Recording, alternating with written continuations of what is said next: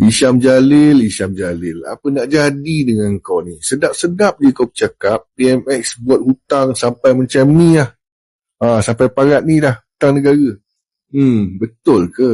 Sebelum dia cakap, kononnya PMX dah max out kredit limit negara, dia kena tengok dulu faktanya. Isyam ni dia tahu tak, trend pinjaman kerajaan telah menurun setiap tahun.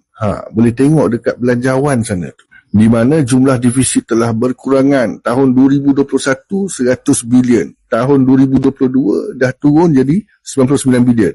Masuk zaman PMX 2023 turun jadi 92 bilion. Itu tengah-tengah nak recover COVID tu. 2024 turun lagi jadi 76 bilion, saudara. Dan tahun ini, saudara, anggaran defisitnya turun lagi jadi 74 bilion. Dan dia kena ingat, masa zaman Najib jadi Perdana Menteri, jumlah pinjaman negara tu nampak rendah sebab tak termasuk bon jaminan kerajaan. Banyak komitmen kerajaan yang disusun di luar kiraan rasmi. Contohnya pada tahun 2017, hutang rasmi kerajaan mencecah hampir 700 bilion, iaitu bersamaan 51% daripada ekonomi negara.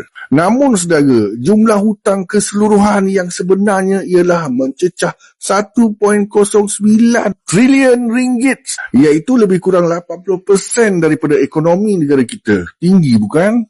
Jadi Syam, tak perlulah nak cerita lebih-lebih. Engkau sendiri sorokkan fakta yang sebenar.